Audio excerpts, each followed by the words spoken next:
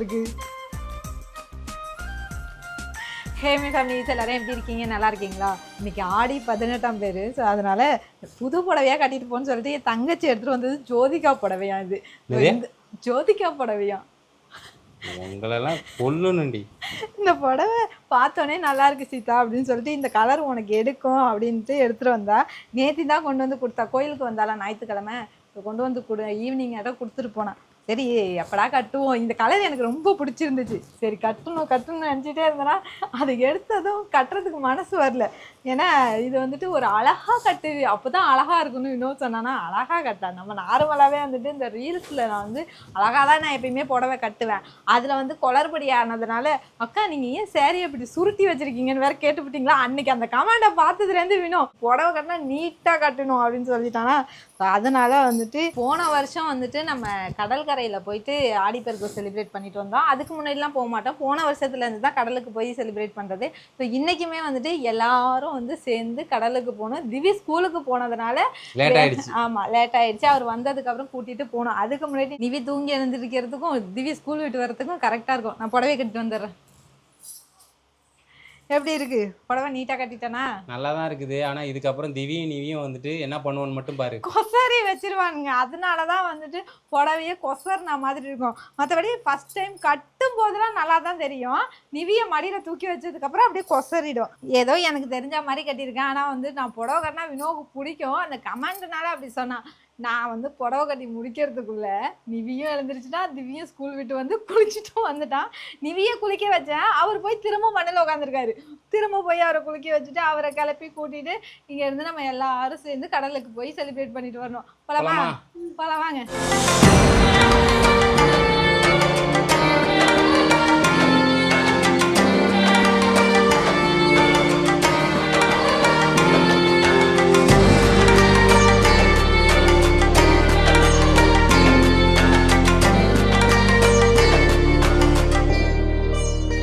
வண்டியில் வந்துட்டானுங்களா அவனை ரெண்டு பேரும். இங்கே எப்படி நம்மளை விட்டுட்டு வந்தாங்க அப்படிங்கிற மாதிரி பார்க்குறான். அங்கேயே பார்த்துட்டான். போன வருஷம் வந்தோம். நண்டு பிடிக்க வந்தோம்ல பேடையில. ஆமாம் உடனே மறந்துடுவாங்க.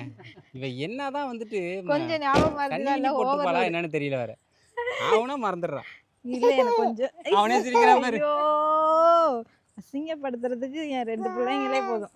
காற்று கிடையாது, வெயில் இல்லை, ஃப்ரீயாக பொறுமையாக சாமி கும்பிட்டுட்டு போகலாம். இல்லை? ஆமாம்மா. யாருமே இல்லை. வெறுவலாமா போடு. அங்க பாருங்க இரு திரும்ப இங்க பாரு. போ இங்க பாருங்க. ஐயோ விட்டா இந்த மாதிரி தாங்க ஏதாவது வந்து போட்டு இப்படிதான் வந்து இழுத்துட்டு வந்துட்டு இருப்பான். இங்க பாரு அத சுருட்டிட்டா திரும்ப சுருட்டிட்டா போடவே அழகா கட்டிட்டு வந்தா. கடலை பாரு. அங்க பாரு சிரிப்ப. கப்பல் அங்க பாரு. கப்பல் அதான் சொல்லிருக்கான். ஆமாண்டி கப்பல் ரீ. அங்க பாரு கப்பல். வாவ் ரெண்டு பேருக்கும் ஒவ்வொரு ஆளு கவனிப்பு இருக்கணும். ஆமா ஒரு ஆளு தான் எல்லாத்தையும் செய்ய முடியும். அது சிரிக்குது பாரு. அங்க பாரு.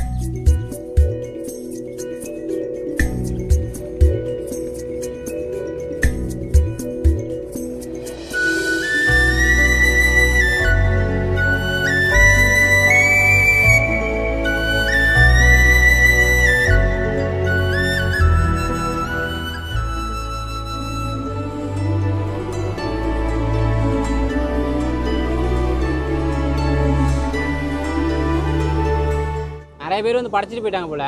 ஆமா அதான் பேரிக்காலாம் ஒதுங்கி கிடக்கு பத்தியா. பாதி எடுத்துட்டு போயிருக்காங்க. அந்த பேரிக்காய் மட்டும் தெரியாம இருந்துருக்கு. அவன் என்ன எடுத்துட்டு வரான்டி? என்ன எடுத்துட்டு வரான்? தேங்க்யூ தாங்க. தண்ணி பிள்ளையார் பிடிக்கிறதுக்கு தண்ணி கேட்டேன். அதான் இதுல கொண்டு வந்து கொடுத்துட்டு இருந்தோம். பத்தாதுன்னு சொல்லிட்டு பாட்டில் எடுத்து குடிச்சிட்டு வந்துட்டு இருக்கான் கடல் தண்ணியை. ஆடி பெருக்கு கொண்டாடுறதுக்கு ஏன் இங்க வந்திருக்கோம்? தண்ணியில குளிக்கிறதுக்கா? அதான் ஆடி பெருக்கு டெய்லியும் தான் வந்து நீ குளிக்கலாம். இன்னைக்கு ஏன் வந்திருக்கோம்? ஆடிப்பெருக்கு எதனால கொண்டாடுறோம் தெரியுமா? தண்ணிக்கு, காவேரி அன்னைக்கு நம்ம நன்றி சொல்றோம். அதுக்காக தான் வந்து எல்லாமே வழிபடுறோம். சரியா? நம்ம தமிழ்நாடு இருக்குல்ல, அதே மாதிரி கர்நாடகான்னு ஒரு ஸ்டேட் இருக்கு. அங்க மேற்கு தொடர்ச்சி மலை இருக்கு. அங்க தென்மேற்கு பருவமழை பெய்கிற தண்ணி எல்லாம் வந்து காவேரிக்கு வரும். அந்த தண்ணி மட்டும் இல்லாமல் பக்கத்தில் இருக்கிற சின்ன சின்ன ஆறுலாம் இருக்குது பார்த்தியா, அந்த தண்ணி வந்து காவேரிக்கு வரும். அப்போ காவேரியில் வந்து பெருக்கெடுத்து நிறைய தண்ணி இருக்கும். மழை தண்ணி, ஆற்று தண்ணி, எல்லா தண்ணியும் ஒன்றா சேர்ந்தா என்ன ஆகும், காவேரி பெருகிடும். ஸோ பெருகும்போது அந்த கர்நாடகாவில் இருக்கிற டேமை ஓப்பன் பண்ணி விட்டாதான் நம்ம காவேரி ஃபுல்லாக வந்து தமிழ்நாட்டுக்கு வரும். தமிழ்நாட்டுக்கு தண்ணி வந்தால் என்ன ஆகும், விவசாயத்துக்கு எல்லாத்துக்கும் யூஸ் ஆகும் தண்ணி. அந்த தண்ணி மட்டும்தான் நம்ம வாழ்வாதாரத்துக்கே முக்கியமான ஒன்று. ஸோ அதனால தான் அந்த தண்ணி வர்றது வந்து விவசாயிகள்லாம் ரொம்ப மகிழ்ச்சியாக இருப்பாங்க, குடும்பம்லாம் தலைக்கும் நல்லா செழிப்பாக இருப்பாங்க, மகிழ்ச்சியாக சந்தோஷமாக இருப்பாங்க மக்கள். அப்படிங்கிறதுக்காக தண்ணி வந்தால் தான் நம்மளே உயிர் வாழ முடியும். தண்ணி இல்லைன்னா என்ன ஆகும்?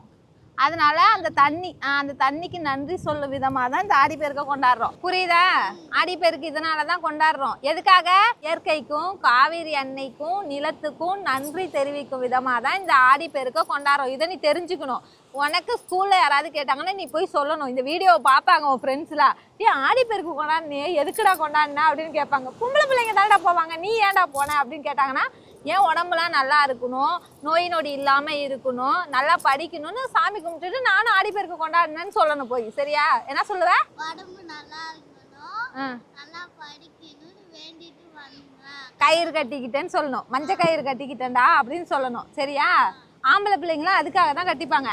பொம்பளை பிள்ளைங்கலாம் அது நிறைய விஷயங்கள் இருக்குது. கல்யாணம் ஆகணும், வேண்டுதல்கள்லாம் நிறைய வச்சுருப்பாங்க, அதனால கட்டிப்பாங்க பொம்பளை பிள்ளைங்களாம். ஆம்பளை பிள்ளைங்கன்னா இந்த 2 விஷயம் தான். அப்படியே இல்லைனாலும் இந்த வீடியோவை என்ன பண்ணுறேன்னு ஸ்கிப் பண்ணி பார்க்காம திரும்ப திரும்ப ரிமைண்ட் பண்ணி அம்மா என்ன கதை சொன்னாங்கிறத போய் பார்க்கணும். சரியா? ஐயோ, உண்மையான கதைடா. ஐயோ, இவன் யாரடா இவன்? அவன் இப்போ வந்து கடலில் குளிக்கிற மைண்ட் செட்டில் இருக்கான். அப்புறமா நம்ம வீடியோ பார்க்கும்போது அவனே வந்துட்டு திரும்ப சொல்லுவான். ஆமாம். என்ன விளையாண்டுட்டு இருக்கடி தங்கம்? நிவி தங்கம் இவ்வளோ நேரம் கம்முன்னு தான் இருந்துச்சு, இப்போ ஏஞ்சி போகுது பாரு. காற்றுல நிற்கவே மாட்டுதுங்க. நாங்களும் அந்த பாக்ஸ் எல்லாம் எடுத்து வச்சு பார்த்துட்டோம். நல்ல வேலை அந்த பாக்ஸு கிடச்சிது, இல்லைனா இன்னும் வந்துட்டு எரிஞ்சிருக்காது. ஆமாம்.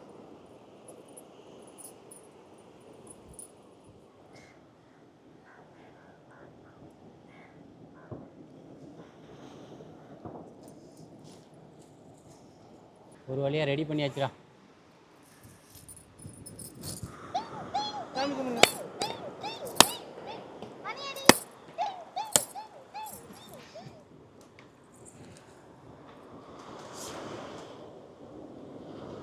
சூடமே அணையுதுன்னா எப்படி காத்தடிக்குது பாரு.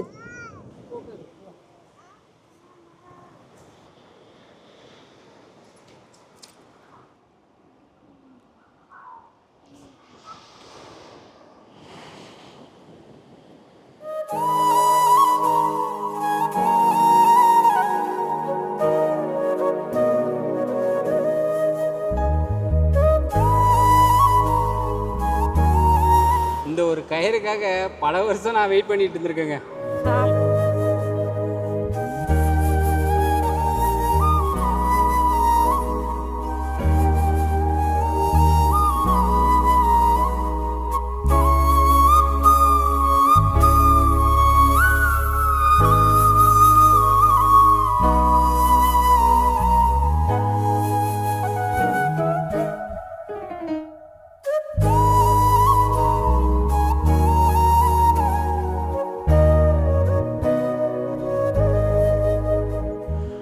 படிக்கும் போதெல்லாம் எல்லா பசங்களும் அப்படியே இவ்வளோ மொத்தத்துக்கு கட்டிட்டு வருவாங்க. அவ்வளோ பேர் சாமி கும்பிட்டாங்களான்னு நினச்சிப்பேன். ஆனால் வந்து அவங்களே எடுத்து கட்டிட்டு வந்துருப்பாருங்க.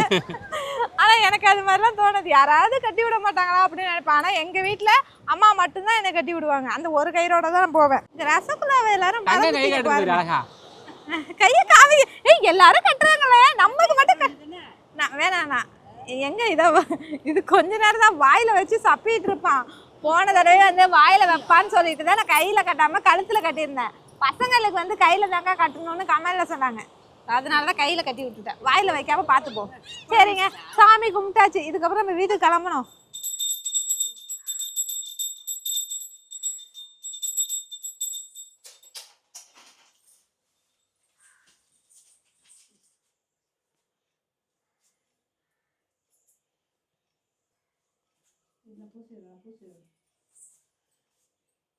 போன வருஷம் கடலுக்கு போய் ஆடிப்பெருக்கு கொண்டாடணும். இந்த வருஷமும் போக முடியுமா என்னன்னு யோசிச்சுட்டே இருந்தோம். ஆனா திவியை வந்துட்டு அழைச்சிட்டு போக முடியாது. எதனாலனா திவி வந்துட்டு இல்லையே. ஸ்கூலுக்கு போயிட்டானா, ஐயோ அவனை விட்டுட்டு எப்படி போறது அப்படின்னு மனசு உறுத்திக்கிட்டே இருந்தது. அதுக்கப்புறம் சரி என்ன ஆனாலும் பரவாயில்ல, லேட் ஆனாலும் பரவாயில்ல, திவி வந்துட்டோன்னு வெயிட் பண்ணி அவனையும் கூட்டிட்டு போய் ஆடிப்பெருக்க செம்மையா கொண்டாடிட்டு வந்தாச்சு. வீட்டில் வந்து சாமி கும்பிட்டுட்டு இப்போ சாப்பிட்டுட்டு இருக்கோம். ஆனா கடலுக்கு போய் ஜாலியாக ஆடிப்பெருக்க போன வருஷமும் இந்த வருஷமும் தான் பண்ணியிருக்கோம். ஸோ தொடர்ந்து இனிமேல் அதே மாதிரி செலிப்ரேட் பண்ணணும். ஸோ அது கடவுள்கிட்ட வேண்டிக்கிறேன். எல்லாரும் வந்துட்டு இந்த ஆடிப்பெருக்குலேருந்து தண்ணி கிடச்சி விவசாயம் நல்லா பெருகணும் அப்படிங்கிறத வேண்டிக்கிட்டு வந்திருக்கோம். ஸோ இந்த விழாக்கு அவ்வளோதாங்க. அடுத்த விழாக்களை பார்க்கலாம். பாய்.